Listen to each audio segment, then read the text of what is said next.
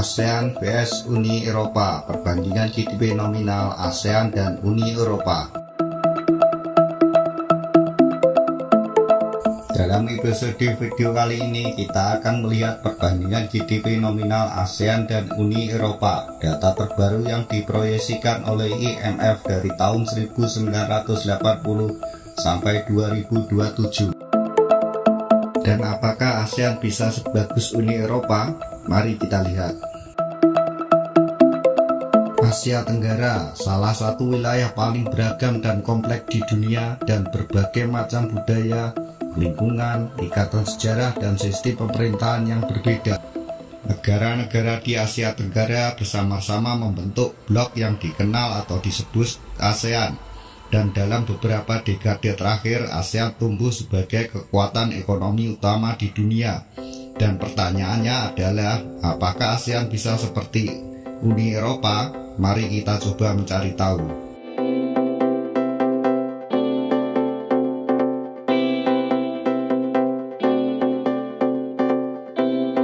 Pada tahun 1967, Indonesia, Thailand, Malaysia, Filipina, dan Singapura bersama-sama mendirikan organisasi yang disebut ASEAN.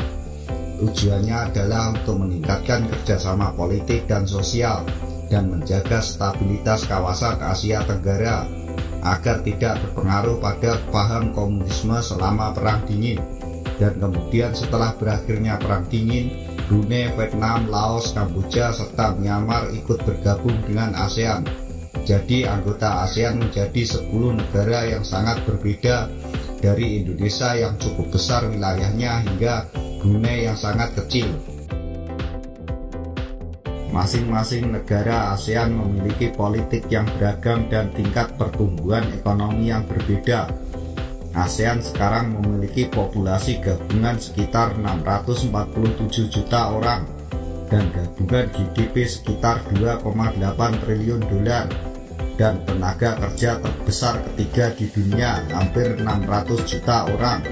Dan ini cukup menarik para investasi asing untuk menanamkan modalnya.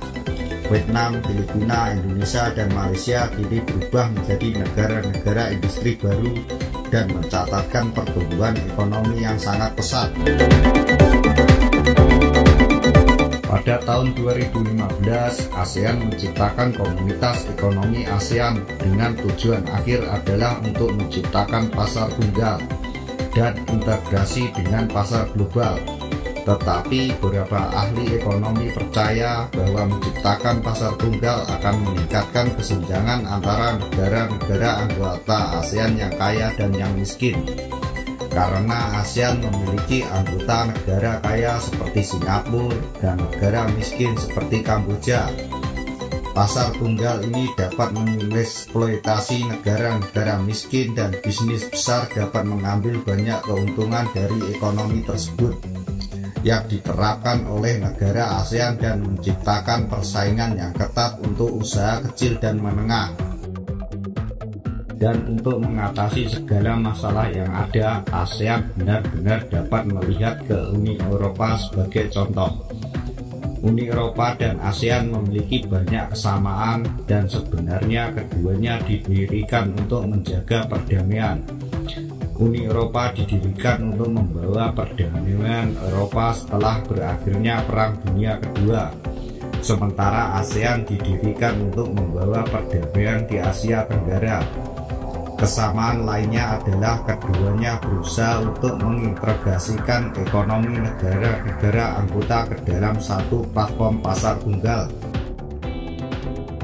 Tetapi Uni Eropa menjamin pergerakan bebas barang, modal, dan jasa, dan tenaga kerja secara kolektif.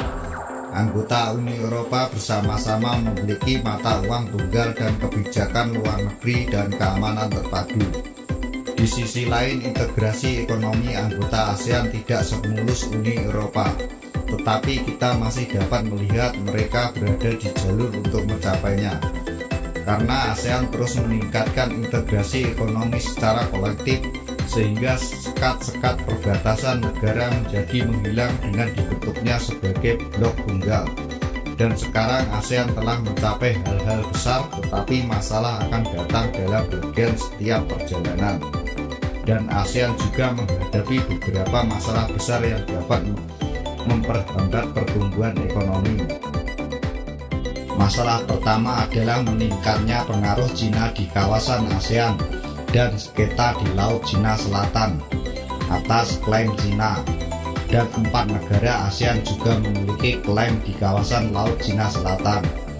Laut Cina Selatan sangat penting bagi negara-negara ASEAN karena hampir semua kegiatan ekonomi melewati jalur laut ini.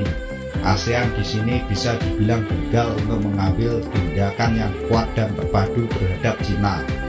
Selain dari itu, ASEAN juga menghadapi tantangan perubahan iklim dan suhu dan naiknya permukaan laut.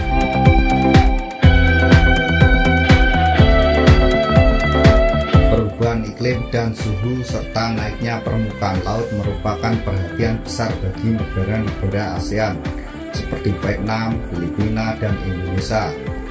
Indonesia lebih rentan terhadap perubahan iklim. Jakarta, ibu kota Indonesia, sudah akan tenggelam karena kenaikan permukaan laut. Diprediksi pada tahun 2050 sebagian besar kota Jakarta akan berada di bawah air.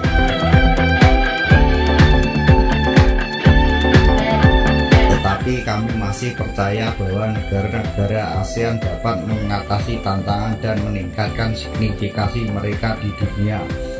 Jadi Pak, apa yang harus dilakukan ASEAN agar bisa sebagus dan sebaik Uni Eropa? Tolong beritahu kami di bagian komentar di bawah, dan silahkan tekan tombol like, subscribe, dan like jika kalian suka video ini. Terima kasih.